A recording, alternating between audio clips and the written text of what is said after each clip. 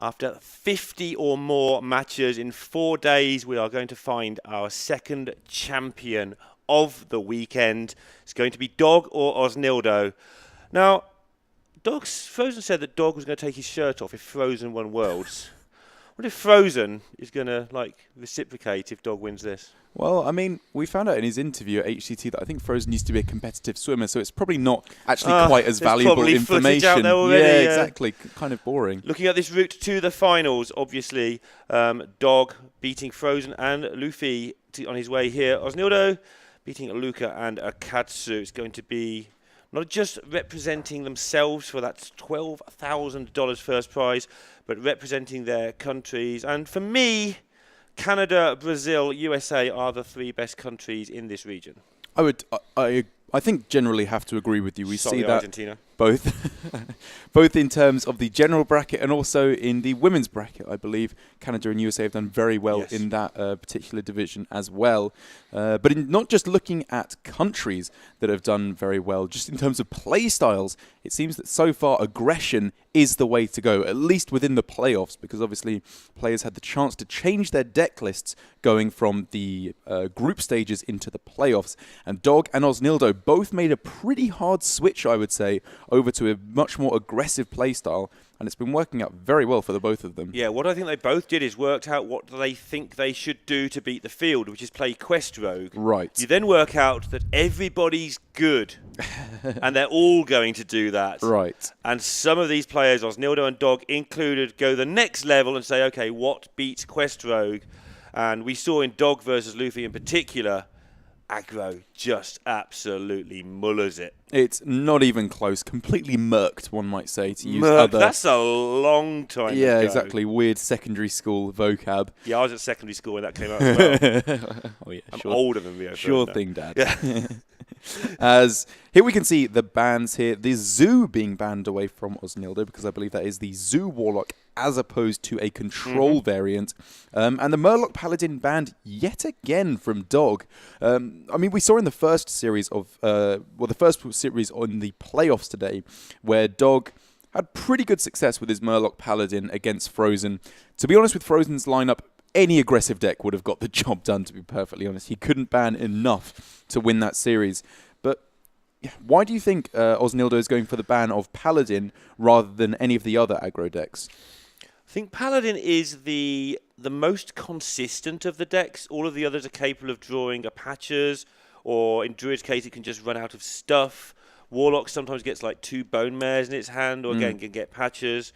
The Paladin, it just goes Murloc into buff. It's just the most consistent with those weapons, with those buffs, with those Murlocs. Has its moments. I've criticised it in the past, but it's really pretty tight build these days. Yeah, Arms. I think I could agree with you there. It's interesting, though, because obviously from Dog's side, he did not think it was worth banning the Murloc Paladin away from Osnildo. I would say probably because he's got that Rogue to follow up, because Rogue, against all the aggressive decks, just seems to be the king of early board control. Backstab, SI, Patches, Keleseth, even Corridor Creeper as well thrown into the mix now. There's so many powerful effects that can make sure you win the board control the vast majority of the time. Yeah, there's almost 2 kings of them, because aggro Druid is the other end. It's the one that put the most things on the board.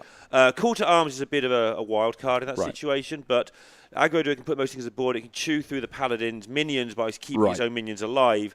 And unless there's a good Call to Arms, not just a Call to Arms, the Druid tends to find a way to get enough buffs to just about get board control. So I think that's fine. Yeah, and actually, now that you mention that, that kind of makes me think maybe the aggro Druid should actually have been banned by Osnildo, because with the rest of his decks, you know, Tempo Rogue against aggro Druid, it's pretty questionable, I think. It can. That's an understatement. I think Druid absolutely destroys Tempo Rogue. I don't know if I would agree with you on that one. I know you've been playing the aggro Druid on ladder, and the average ladder pleb might not be able to get the job done with a Tempo Rogue. Sure. I think I would like my chances against the Rogue. Probably favoured for the Druid, though, and I would argue the same for the Murloc Paladin. It's difficult to get board control against the aggro Druid when they're throwing down so many threats in the early game. Mark of the Lotus can completely blow you out the water. Galactic Crawler can be in there as well to help swing the matchup against Rogue even more.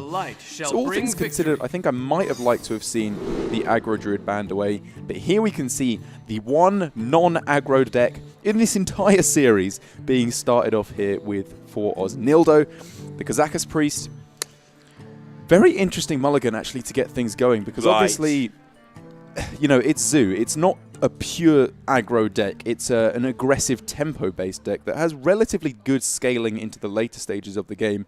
So 1 or 2 board clears won't be enough to win you the game. You need your own win condition to start to come into play. So maybe we just see a complete mulligan here. I think he might keep the Pyromancer and the Soul Priest and go the other way as well.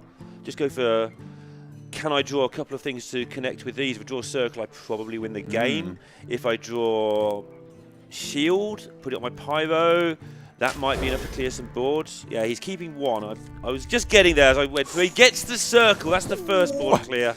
Yeah, I think I like this a lot because obviously there's the potential to find Circle of Healing, which is absurd. That is one of the best combos against Zoo. It has been for years now, actually, ever since the old school Control Priest days. Wasn't particularly strong back then, but that was your win condition against Zoo.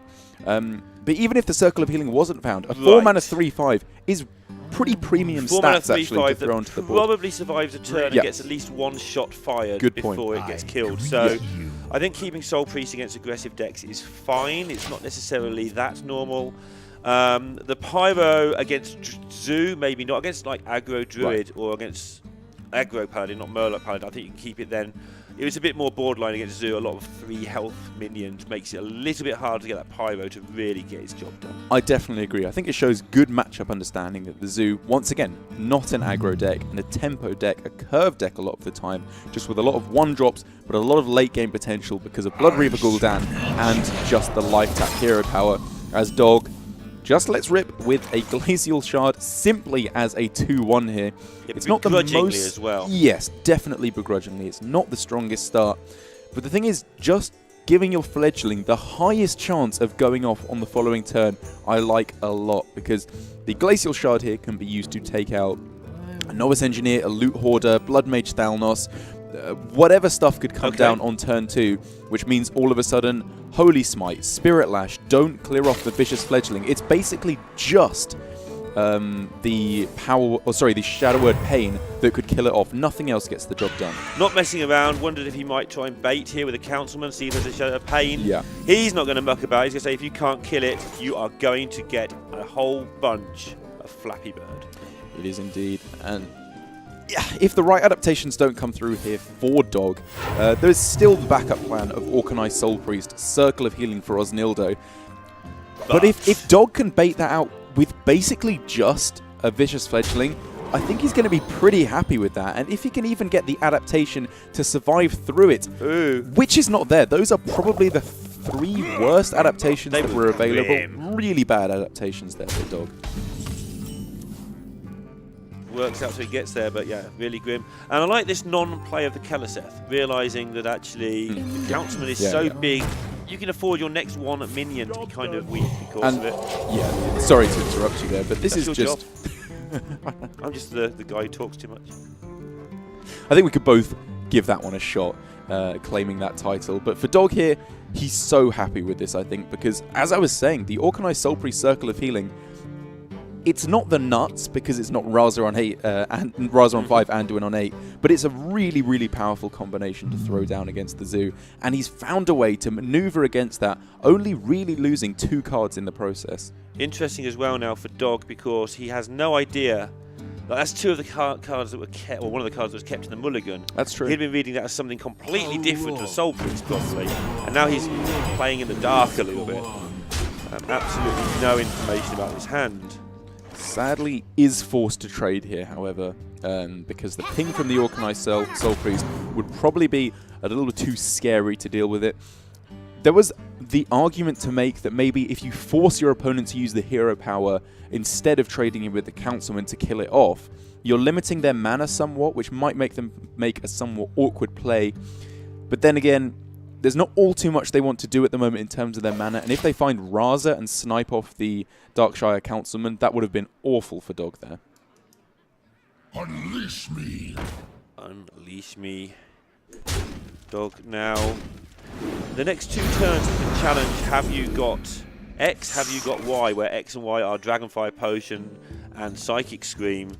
And Osnildo hasn't got the first one, let alone the second. So this board will probably get out of hand pretty soon. It will indeed. The thing is, though, the way that these boards get out of hand, the way that Rogue and Zoo actually fairly similarly ramp up their damage is usually through Bone Mare, to be honest. And Shadow Reaper Anduin is obviously the perfect counter to that. It means that not only is the Bone Mare dying, also another minion along the way probably ends up biting the dust against that battle cry from the Death Knight. There are now 2 Bone Mares, which maybe means enough pressure can be pushed forward outside of that as well. But it's going to be, I think it's still going to be an uphill struggle here for Dog. One thing that always impresses me when I watch Dog, whether it's on stream, whether it's in tournament, is his 6th sense, when he can go all in and when he can't. Like, he doesn't spend hours thinking about it like I do. He just goes, I know you ain't got it, I'm going to put all these things down. This is the right play. I'm not saying there were many other exciting plays in that situation with Corridor Creeper Bone Mare backup.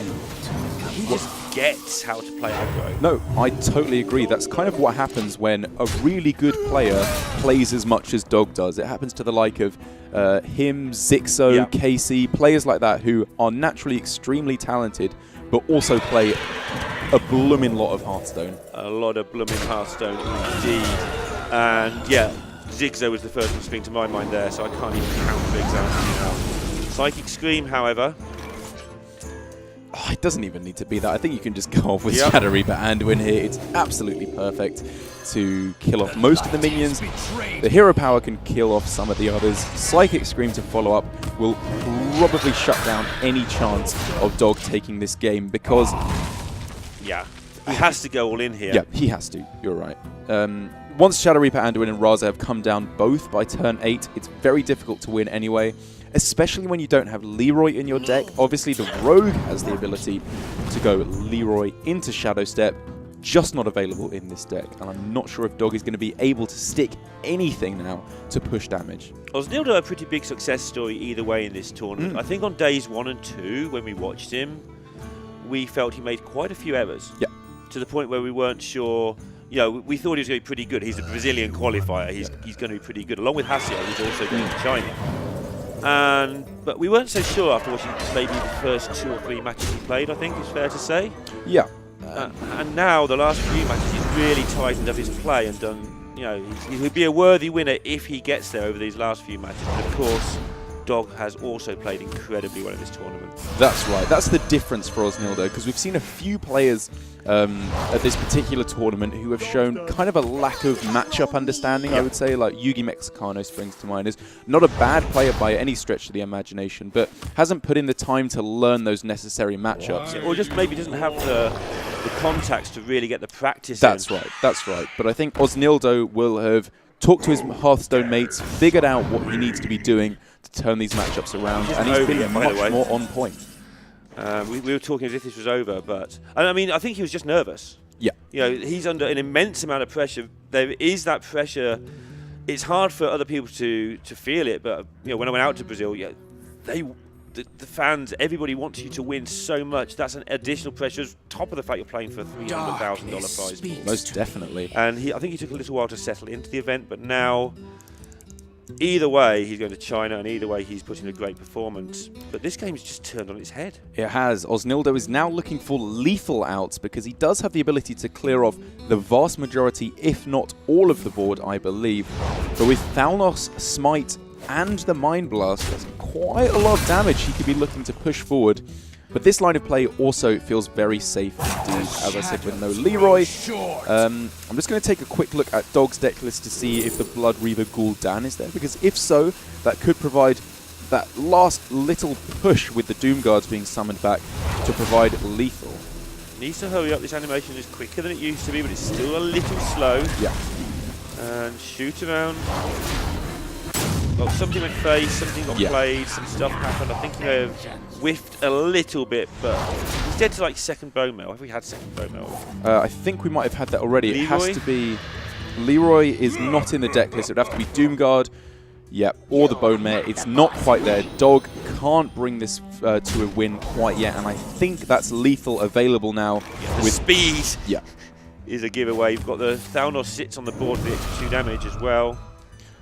And that's a situation where it's nothing to do with how good of a Hearthstone player you are. It's to do with the amount of practice you can put in. Because to a lot of players who have played an unbelievable amount of this deck, like Hunter Ace Orange, players like that, lethal counting is incredibly easy. It's like second nature to them, so they have the time to decide what line of play they should go for. Whereas for Osnildo, it took a little bit too long on that turn, and could potentially have given his opponent a couple of outs there, but luckily for him, he's able to take the victory with a tremendous amount of burst damage from the Kazakus Priest, and takes a victory that might be one of his hardest decks to win with, I would actually say. Definitely be happy. It's one of those situations where actually a lot of the decks are kind of equal in wins. What I mean by that is in some matchups the priest wins and you just go 1-0. It's actually 0-0 because the other priest's going to win as well and we don't really care. But in this match every single one of these decks is going to be hard fought battle. Easy for me to say. It most certainly is. Like I said, the priest is the only non-aggro deck, so it's the only slightly weird matchup that we can see here. But I am actually hoping we get to see the Rogue from Osnildo up against the Aggro Druid from Dog, because I think that's going to be an incredibly skill-testing matchup, even just in terms of mulligans from both players, because there's a lot you have to think about in that particular matchup, as we do get to see the Temper Oak against the Aggro Druid with a pretty respectable start to get things going for Dog. Mark of the Lotus would turn this around very nicely. South Sea Captain is not bad as well. This is a very nice minion hand to start things off, but he's really going to want to find those buffs as quickly as possible, because that is how you snowball out of control for the Rogue to deal with you. Unless the Rogue's hand is awful. Keeping the SI is an option to try and get the backstab. That's the big decision there for Osnildo. If you can go backstab SI7, that is one of the ways the Rogue can deal with some of this Druid onslaught. But not having the coin is a deal, Yeah, this is a very slow Rogue hand. This is a super high value hand. Maybe you wouldn't mind too much having this against something like a Kazakus Priest, but even then, you don't want Elven Minstrels right at the start against Aggro Druid. You don't really want them ever against an Aggro Druid. No, it's just awful. Even if he can wrestle back board control to be even in the early stages of the game, as soon as Living Mana hits, it's probably just going to be over in Dog's favour. Yeah, and Osnildo has some thinking to do, not just in terms of this turn, but do you want the backstab to activate a Minstrel? Do you want it to maybe just kill a 2-2? If you don't kill this now, it gets marked next turn, you get hit for 4, you feel a bit of a pudding. Yeah, you know that another card was kept and it wasn't coined out, so it could very easily be, like you said, Mark of Yasharaj, it could be Mark of the Lotus. And then next turn you haven't got a 3. So what he's looking at here, I think he backstabbed, and then do you play the Swash to occupy the board, or do you dagger and trust your deck to draw you some 3s and get the board later? I think I'm looking at dagger on this turn, because you want to be going for that at some point in the near future. Just dagger, maybe not even going for the backstab was the play I was looking at. But I think the mark is just too dangerous, honestly. Okay, I can see your reasoning for that. Because you never get rid of the 4-4 with this hand if you... That's not strictly true, though, because with Swashbuckler, Backstab, and Dagger on the following turn, you would be able to kill it off still.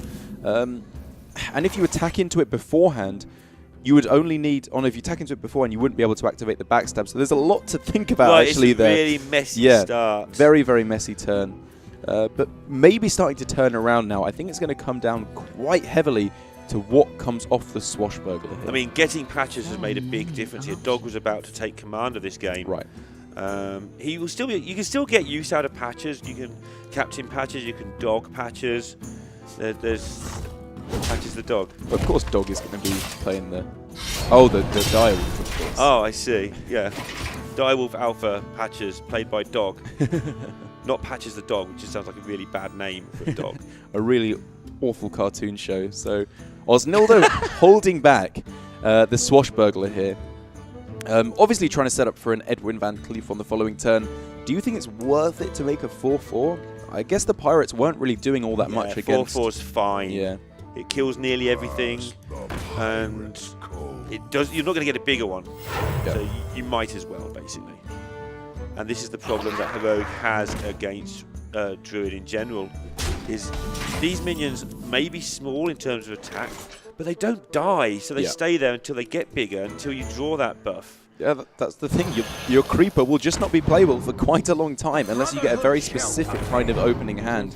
And here, you know, at the start I was saying, okay, backstab corridor creeper, a couple of extra minions could turn that around, but this hand is all of a sudden looking fantastic for Dog. How he plays it is another question.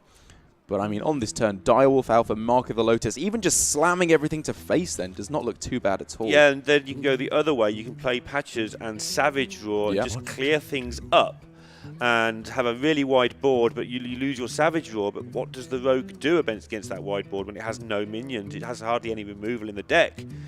And Dog's concern will be that there could be 2 corridor creepers in hand. These minstrels have been chilling a long time. That's very, very possible.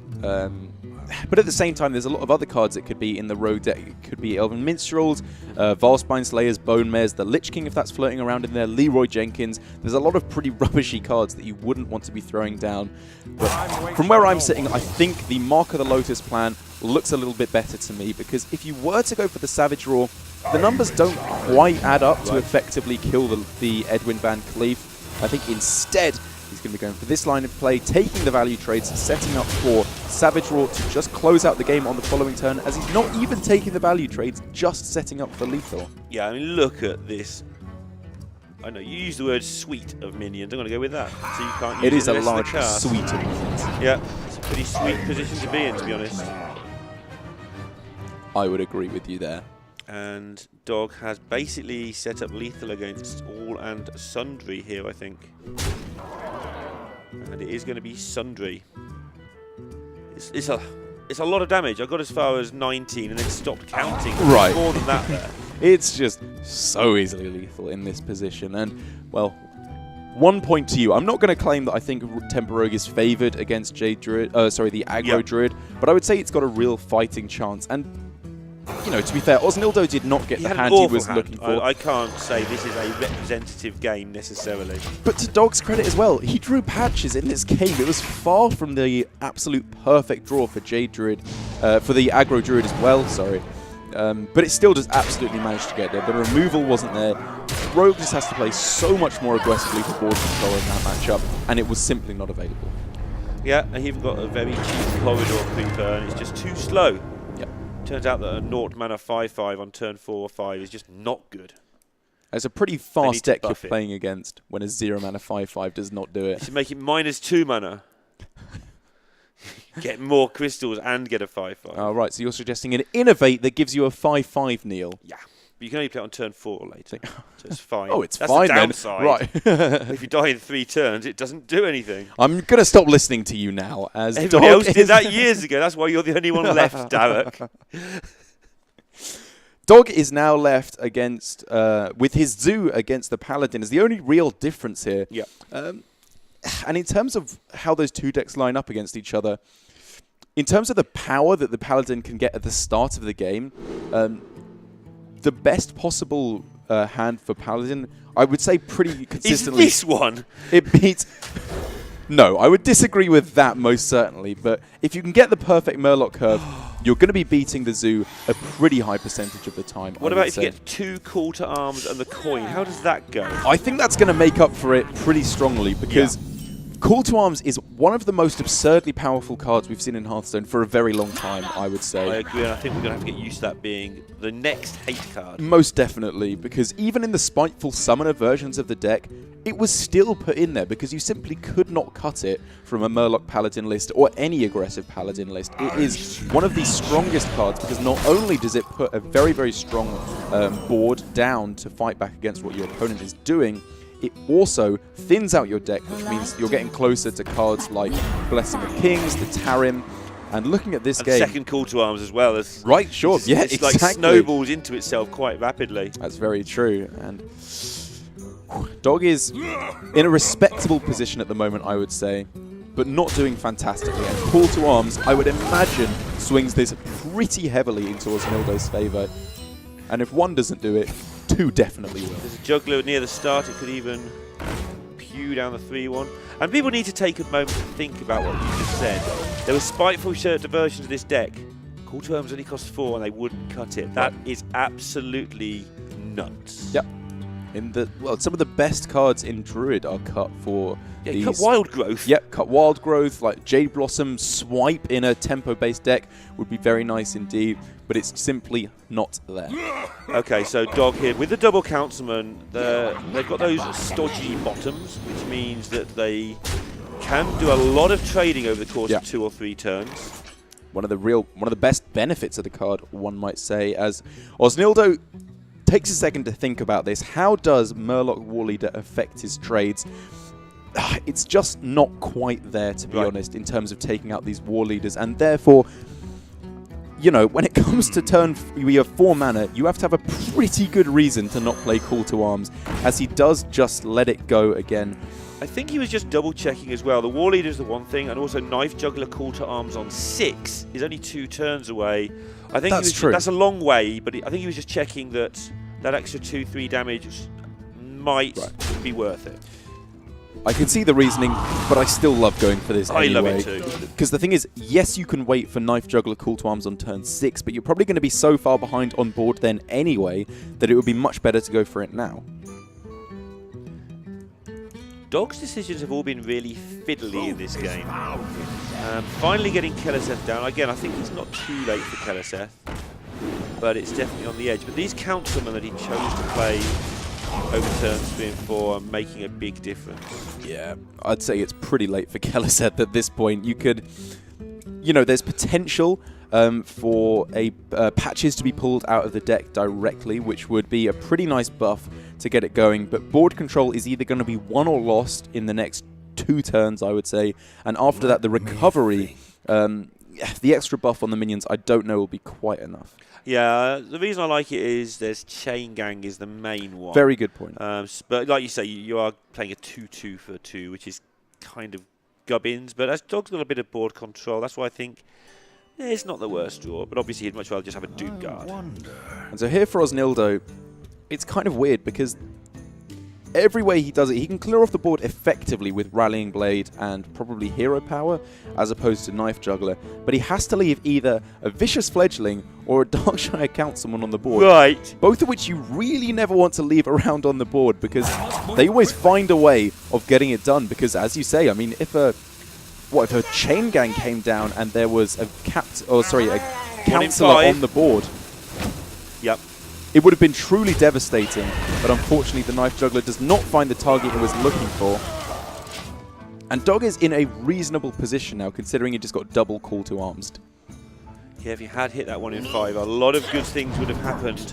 But you know, Dog is going to have to tap, and that is mana intensive. No, he's not.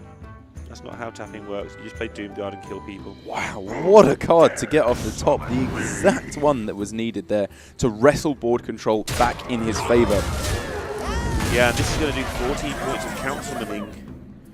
He's going to have to kill it with the Rallying Blade, and that's just going to be too much to take. Can that really just be game already? Yeah, pretty much. A little bit of extra damage needs like needed any to close this out. card. Whoa! That Chain Gang is exactly what he was looking for. Taps last because what is he possibly playing that's better than Chain Gang there? Yeah, there's just nothing really that Osnildo can do here. Throws it down. That is not the way I was expecting that to go because there wasn't the early Murloc starts, which I was saying is the perfect way for Osnildo to get going. But those Call to Arms were looking mighty strong to me. Note to self, play Councilman against Paladin. Those Councilmen killed so many minions despite the double Call to Arms. Dog didn't have an amazing draw in that game. He didn't have Keleseth until it didn't matter particularly. Yeah. He drew a Doom Guard on curve. That was nice. But the Councilman just kept killing stuff. That's the thing. Dog managed to keep the shapes all well and good. If that Knife Juggler does hit that sniper on that turn, maybe he comes back into it. But very possibly. Dog hadn't taken enough damage, which means he could just keep tapping anyway, and both call to arms are gone.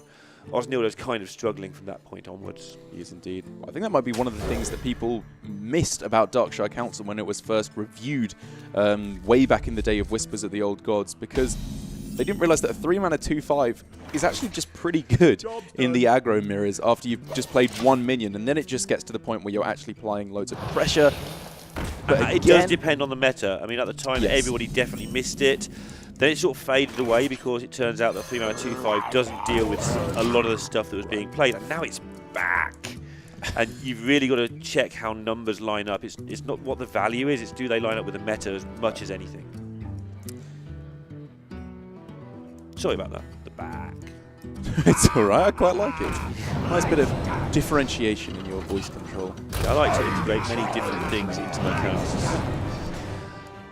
So, Dog going super wide on the board here. Trying to fill up the board as aggressively as possible, because the Paladin struggled to be reactive in this particular instance. The Knife Juggler can swing it back, but I don't know if it's going to get it done here, even if it comes off the call to arms, because the Rogue still has some pretty powerful turns. Dog 2-1 ahead, playing one of the decks he's known to be really strong at a chance for $12,000. And Dog is still a super serious player, but ever since he stopped since he started streaming more and playing tournaments a fraction less, his results have gone better. Right. To some degree. Yeah. Taking that little bit of pressure off by actually having the full-time income from the stream means that you can play with the... I mean, look at him, he's nervous because he wants to win. But you can play with the backup plan that your life doesn't depend on it anymore. That's right. And I feel that he's a lot more relaxed than he used to be, both in interviews, in matches, in play. But obviously, that reputation of second places is something he wants to bury here today. He does indeed. And it's, just the fact, as you said, he's got streaming as a full-time job. It means he can play an awful lot of Hearthstone to get to this point where most plays are just second nature to him. From Osnildo, I've been pretty impressed today with most of his plays. Been very solid Hearthstone throughout. But it doesn't feel like second nature yet. It's thinking about his plays all the time, which isn't bad at all. There's only maybe 10 players in the world play at the speed of Dog. Right, yeah. No, that's a physics quote or something. But the speed of Dog. There's not many players play at this speed, but... when you wish them luck, you say Dog speed. Dog speed ahead. And Dog, obviously, is one of the players who's plays at his own speed. He does indeed. I don't know where that's going. I'm going to stop now. I'm going to talk about Hearthstone.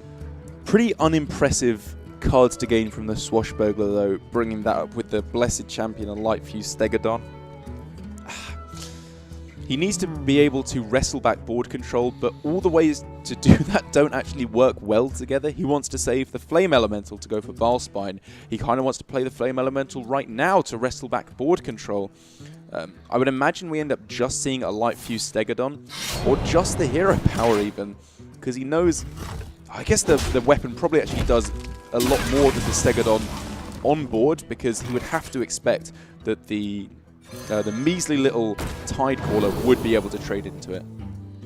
Yeah, Dog's hand's so cluttery. Which, this is a double whammy for the Paladin, because the hand is cluttery, Dog can't empty it, which means this Divine Favour does things, so your hand becomes more cluttery because it has to deal with more stuff. Osnildo taking his time to work out the best of these, but it's going pretty well for him. But it doesn't quite have the problem with aggro Druid. If you're the Rogue and you clear everything, they just go living mana and you lose again. At least against Paladin, if you can somehow clear this wave of minions up, the next one comes around a lot slower. It's a very nice defensive option here. All things considered, I like plus health quite a lot. Yes. The amount of actual strict clears in terms of just destroying minions is basically just Valspine Slayer. And in this instance, the Valspine Slayer can only get rid of one of the minions, and then the rest of them can start taking value trades, make sure that he stays ahead on board control. Yeah, Osnildo, next turn, nice Mega Sword Divine Favour. Depending what he draws, of course. We don't need a knife juggler. Yeah, I like going for the card draw here on this turn. You want to make sure that your next turn is much more valuable, where he very possibly won't have the ability to go for Divine Favor. Has some pretty mediocre adaptations I've picked up yet again. Yeah, 2/4 poisonous, great. But it'll do. I guess the upside of it is that it makes your opponent want to Valspine the Grimscale Chump instead of one of these much higher damage Gentle Megasaurs, in which case the Rallying Blade would be able to close out the game on the following turn. Dog does obviously see that the damage is much more important at the moment, but I believe that is still going to be lethal. Yeah, double War Leader or War Leader Rallying Blade. Yeah, War Leader Rallying Blade, I think. 7, 10, is it 1 12? damage off lethal, actually. Plus Patches. Patches, a really good draw. Finally, Patches is actually the best card you could possibly have drawn in that situation. It's taken me until the last game of the meta to get there. We do see that. I mean, to be fair, I'm going to say it, Patches was a better draw than Captain because you wouldn't have the mana for Captain. Patches was the best draw in the deck. It seems staggering. It's a bit of an in-joke that Derek and I have been on about for months, that, you know, everyone tries to say that Patches is a good draw and it never is.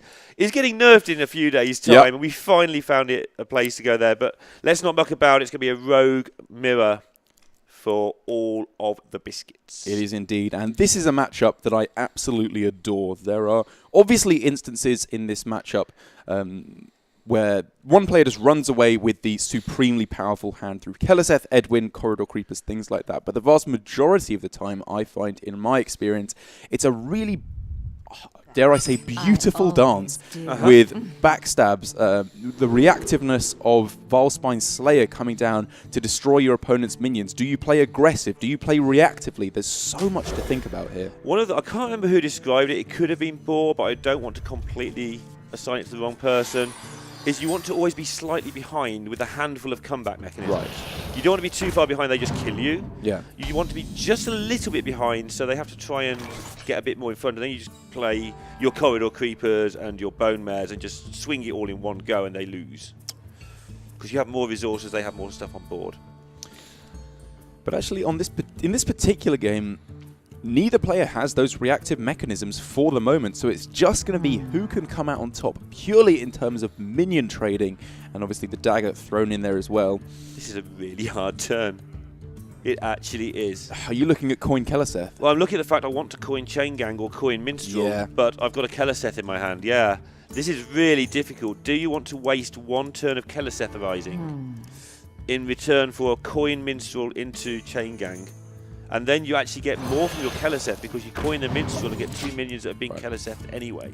And if you look at it going for Firefly into Keleseth, in the majority of cases, your opponent just daggers on turn 2, and then they can finish off your Keleseth with the remaining health of the Firefly and the weapon, which means you're actually starting to fall fairly far behind on board, so you have to pull patches from your deck most likely in order to regain board control, because obviously Keleseth is a very weak turn. When you play it, it's the regaining of board control that makes it an absurdly powerful card. Yeah, and Osnildo's going to lose his first 2 minions, but then he's going to coin into Minstrel, get 2 minions back, they're going to be big. And, yes. And he gets the punish isn't the fair word, I used some air quotes at that point, but it's like the worst card you could draw when you haven't Keleseth. Right. I would say, as opposed to patches in this scenario, would be even worse. In terms of swing, right, it's worse than it would have been by the most. Very true. Patches would just have been awful either way. So Dog here, I think, realizing that now that Keleseth has come down for his opponent, he needs to win soon. He is absolutely the aggressor in this matchup, and that's going to be difficult to do now that Edwin has been found as well for Osnildo. He's going for it on the turn before Valspine Slayer can come down, which I like a lot, because it's probably just going to be used as a trading mechanism. It's a little bit too early and a little bit too small of an Edwin to just go for 2 or 3 turn lethal. So I really like getting it down now before it's vulnerable to the Valspine Slayer, and he can just follow up with Chain Gang into Chain Gang. That's a really strong couple of turns. Yeah, you're in no hurry. I was talking about coining the Minstrel because I was looking at emptying a fairly mediocre hand onto the board. That mediocre hand has turned into a very good hand which now you just wait until you run out of resources before playing your Minstrel. So not having an activator, very quick change of plan there from Osnildo, and not scared to dump the activator onto the board. His Corridor Creeper will be activator by the time he needs it to be. So Dog left with a very difficult decision here, because he's thinking, do I save Backstab purely for the top deck of Valspine? That would be the ideal scenario so I can take out the Edwin. But he's living in the real world, I would say here, where he's thinking, I'm going to have to take this out with minions, deckhand, SI7 agent is the much more likely scenario to occur. And I like this a lot from him, because he's still going to have the ability for Valspine on turn 6, given how many 1-drops he has. And it is picked up, so it would have been slightly better for him if he'd saved it, but he's still going to end up in a great position, because this is his answer to Corridor Creeper. Indeed it is, but he's going to need answers to more than that at the moment. Yeah. This whole thing about being slightly behind and coming back, he's slightly behind and his resources aren't that much better than Osnildo's. It's a very tightly balanced game, and I'm glad this is the last match of the tournament. This is going to be a very close one. It really is. And I think Dog is doing a fantastic job of taking advantage of the weakness of a turn 2 Keleseth, because going Shadow Step into SI7 agent was exactly what he needed to do to wrestle board control. I mean, just look how far he is, even though an Edwin came down there, and he's put himself in a position where Valspine can push that advantage if Osnildo goes simply for Corridor Creeper into the Scalebane. Yeah, and I was saying there wasn't much in it, but look at there's plenty in it now. Yeah.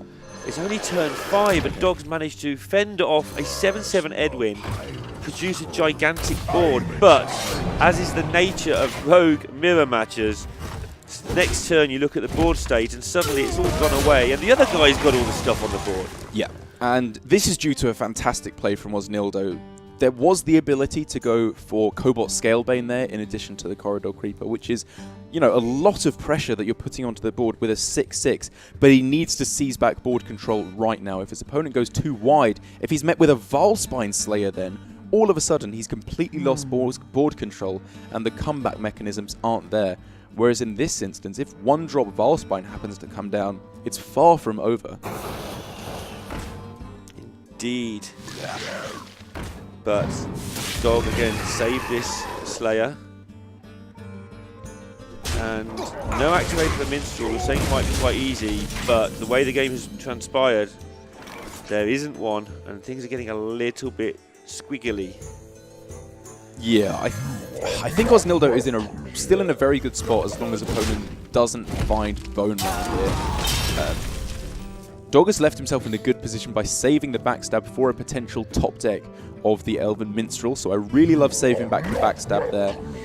But maybe now he's in a position where he just needs to pray his opponent doesn't have the removal and just push as hard for board control as he can. And that's what he's going to be going for. He's saying, this is my last-ditch effort. If I lose board control again, your minions are so much better than mine, it's just going to be game over. I think he's reading this left-hand Minstrel as being Bone Mare. That's why he's putting so much resource into clearing this board. I think your play was normally the correct one, but this Minstrel has sat in hand for Osnildo the whole game, and I think Dog has read it as being a Bone Mare, because nothing else really makes sense to him at this point. Oh, and Sap is a phenomenal card to get off the Swashbuckler there. I can't really think of anything better in this instance. There's no chance for lethal now with the Leroy as Dog rolls his eyes there. He knows that was pretty much the perfect outcome for Osnildo. What a card. Little point there as well. I think the Bone Mare read will be the thing.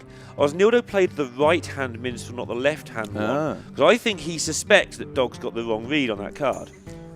Also because it's buffed by Keleseth as well. But I do like your point as well, that holding back that information, you know, we've seen bluff plays come out earlier today. Osnildo was the player who kept back slightly weird cards in his Kazakus Priest, and it made his opponent play very weirdly. Yeah, if anything, you're actually losing more stats if the trade was made the 4-2 into the 4-3 by playing the big one. So, yeah, definitely a lot to it here. Okay.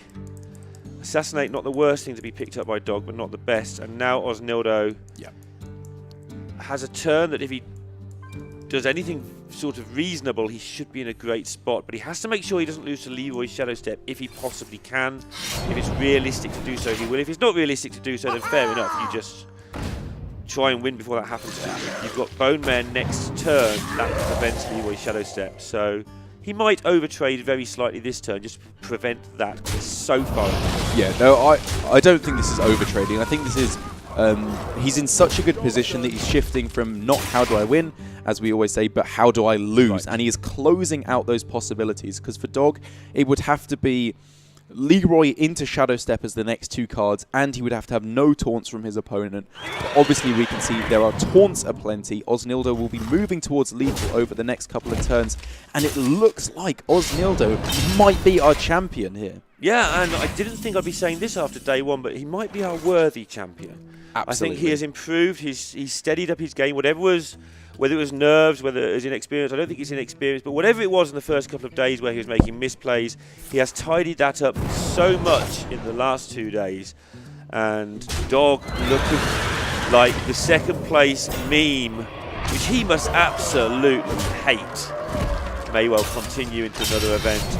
But he can take solace from the fact that he's going to qualify for China, and that's where the mega money will be distributed.